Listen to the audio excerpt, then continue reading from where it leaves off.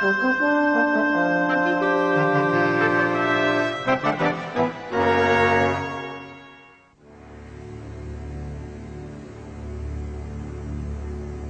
Federal Reserve System virtually controls the nation's monetary system.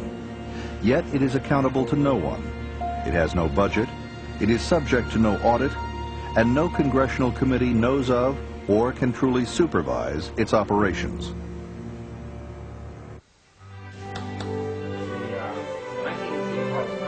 These are the words of the late Professor Murray N. Rothbard, economist and academic of the Ludwig von Mises Institute. The Institute is dedicated to the ideals of a free market and sound money. This program is dedicated to the memory of Murray N. Rothbard and his prolific work on money and banking.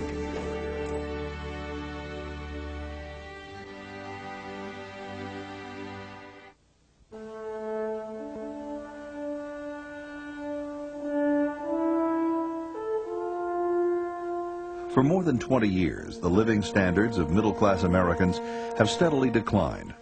Incomes have remained flat or fallen, and the opportunities and security we once took for granted have begun to fade. For most families, one income no longer pays the bills. It requires two or more incomes to afford a home, pay medical and child care expenses, and put children through school.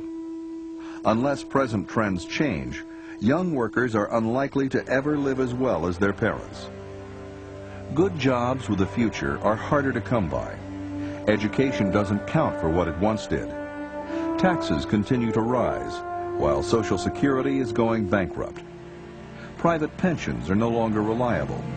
Economic volatility and uncertainty are on the rise. Politicians espouse numerous theories about the cause of this country's economic woes. Seldom, however, do these officials look below the surface. The roots of our economic ills can be traced to central banking and our present monetary system. The Federal Reserve claims to manage our money. Instead, it makes our money worth less and less every day. It has generated continuous and worsening business cycles and lowered our living standards. It's really no different from a burglar in your house wanting to steal your money. That's what the Federal Reserve does. It depreciates your savings, it takes away your economic security, and it ought to be treated as an institution that does that rather than something of alleged benefit. Money is supposed to serve as a reliable standard of economic value, not a source of instability. Until we restore sound money and take away the government's ability to debase it, we have little hope of restoring the freedom and prosperity that made America great. And we really have a choice of what we want in money.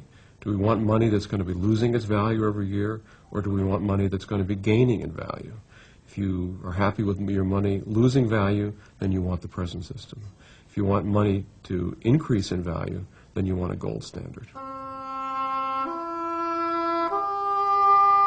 What is money? As the good that makes exchange possible, it's the foundation of every economic activity. In the earliest times, people traded goods and services directly. This form of exchange is known as barter. That is, if a fishing tribe desired to have maybe wheat, which they themselves did not produce, they would seek out other individuals that produced wheat, and then they would exchange there for fish. But barter had limitations in the marketplace. Well, actually, people perceived pretty quickly problems with that direct exchange. If you wanted, for example, fish, and you had wheat, but the people who had fish didn't desire the wheat, you were stuck, okay? Unless you went out and found some other good, possibly berries, that everyone in that society consumed. Then you would trade your wheat for the berries in full confidence then that you could turn around and trade the berries for the fish or anything else that you desired. Eventually, the most widely accepted goods in a society became valued for their use in indirect exchange. Money is simply another name for the most generally accepted medium of exchange.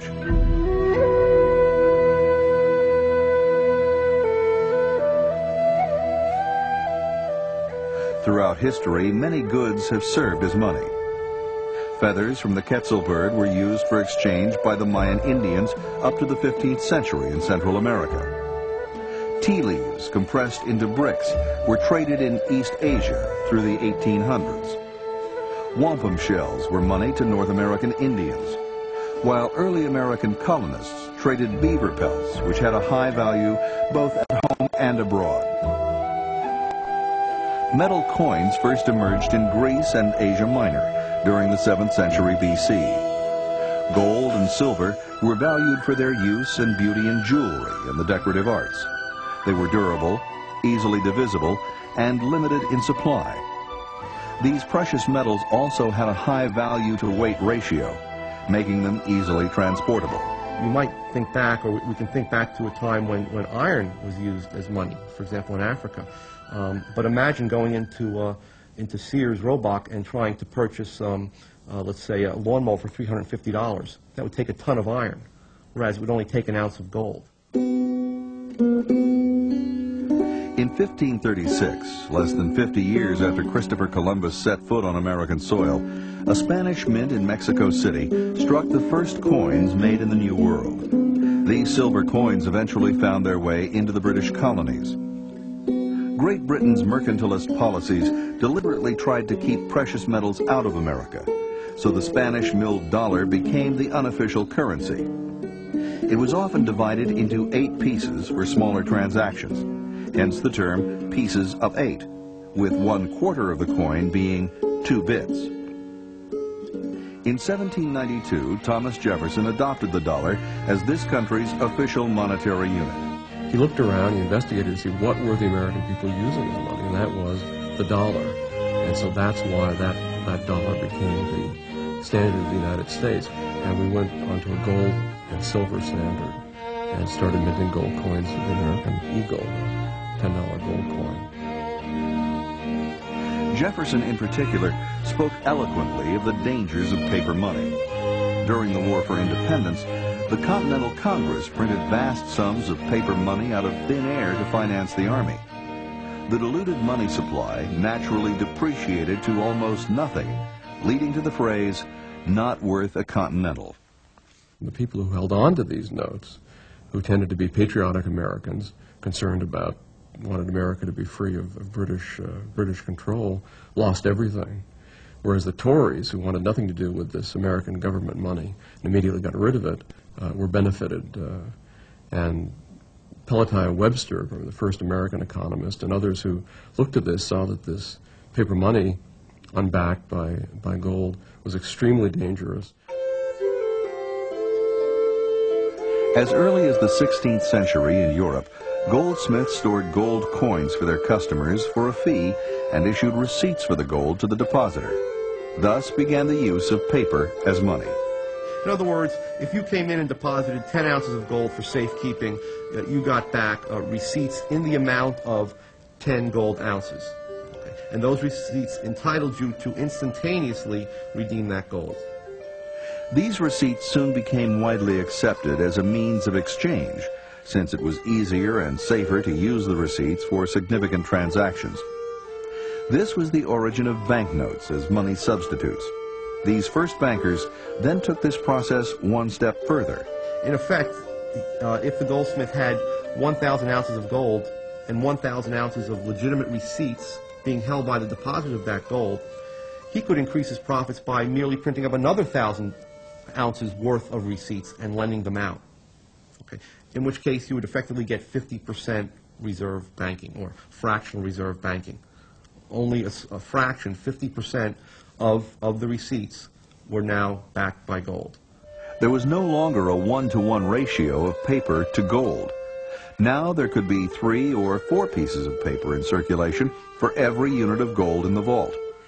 These bankers were no longer simply storing or warehousing gold for a fee. They were artificially inflating the money supply and loaning out these phony receipts at interest. This system became known as fractional reserve banking and was later transported to the early American colonies. It formed the root of American commercial banking and ultimately the Federal Reserve System. This is a fraudulent system. It's not allowed in any other business. If you had a grain warehouse that had loaned out the grain it was supposed to have in storage, that's considered